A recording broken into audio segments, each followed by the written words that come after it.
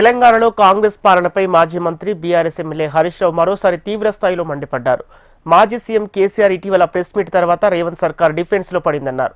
25 ఏళ్లుగా రాజకీయాల్లో ఉన్నానని రాత్రి 9:30 గంటలకు సీఎం చిట్ చాట్ పెట్టడం చూడలేదన్నారు. ప్రభుత్వం ఇరుకున పడిన ప్రతిసారి ఒక లీక్ ఇస్తున్నారని ఎద్దేవా చేశారు. అసెంబ్లీ అయిపోయిన సాయంత్రమే రేవంత్ నాకు నోటీస్ ఇవ్వమన్నాడట.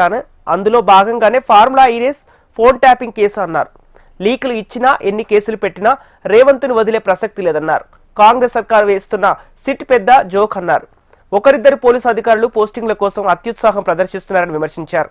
కృష్ణానది జలాల్లో కాంగ్రెస్ సర్కార్ వాడిన నీటి వాడకం 28.49% మాత్రమే అన్నారు.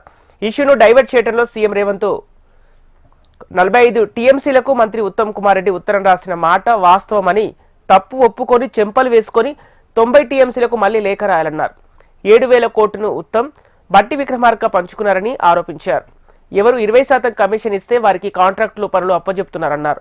రాష్ట్రంలో ఉన్నది కాంగ్రెస్ ప్రభుత్వం కాదు, కన్సల్టెన్సీ కంపెనీ అన్నారు.